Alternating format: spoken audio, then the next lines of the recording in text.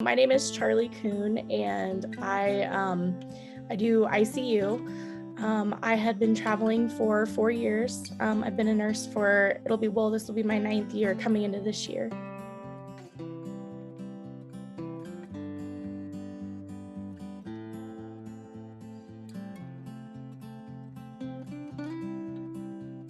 So my first ever contract was Amarillo, Texas.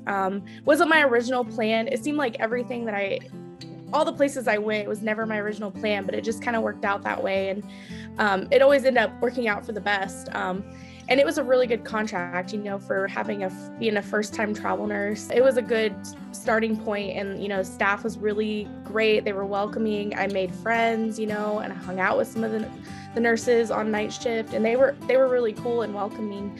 And I learned quite a bit. And, Amarillo wasn't too bad. I wasn't sure about it. A lot of people were like, why are you going to Amarillo? Why don't you go to Houston or, but actually I had a lot of fun. There was a lot to do. And then my last contract was in Carson City, Nevada. And it was a little bit of a challenging contract. It wasn't bad at first. It was an Epic conversion. I had never worked one of those before. I wasn't sure if I ever wanted to, but it was a learning experience. The staff were pretty welcoming at first. And I think what got challenging was when the crisis travelers started coming in, especially with COVID. They got hit pretty hard. And so I got involved. I got kind of thrown into the COVID ICU.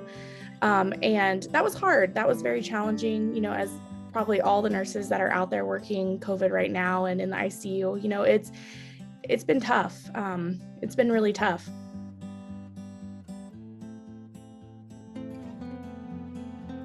Yeah, I'll admit, this last year has been really challenging with COVID, and I feel like I didn't quite get into the throes of it until I got to Carson. I had signed an extension and I had just left there, and it was just starting to be a thing out here. And then I went to Indiana, and I kind of went to essentially clean hospital just because of their patient acuity. They tried to keep COVID out. Once I left, they started, COVID, it's going to find its way, no matter what you do.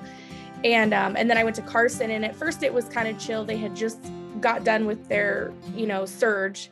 And then about 6 weeks into my Epic conversion there, they were, begging some of us travel nurses that were there to stay and help out because they were afraid of getting another surge, which they ended up doing. It was pretty difficult. It's, COVID's no joke. And it was very challenging for me, mentally and physically. And I feel like, I almost reconsider nursing altogether, but I decided, let's look and see what's out there as far as permanent jobs, kind of get a little stability, see if there's anything different. And then, a position at the VA opened up, and I've always wanted to work there. And, it's been it's a change for sure. And it's been kind of a nice break from the craziness. We're seeing a lot of tough stuff out there. And I feel like, adding the travel nurse role onto it makes it even more difficult because, you're not part of their staff.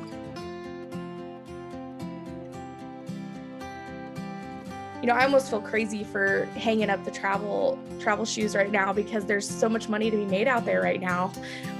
People are asking me what, you're quitting traveling? What are you doing? I was like, I don't know. I'm crazy. I don't know.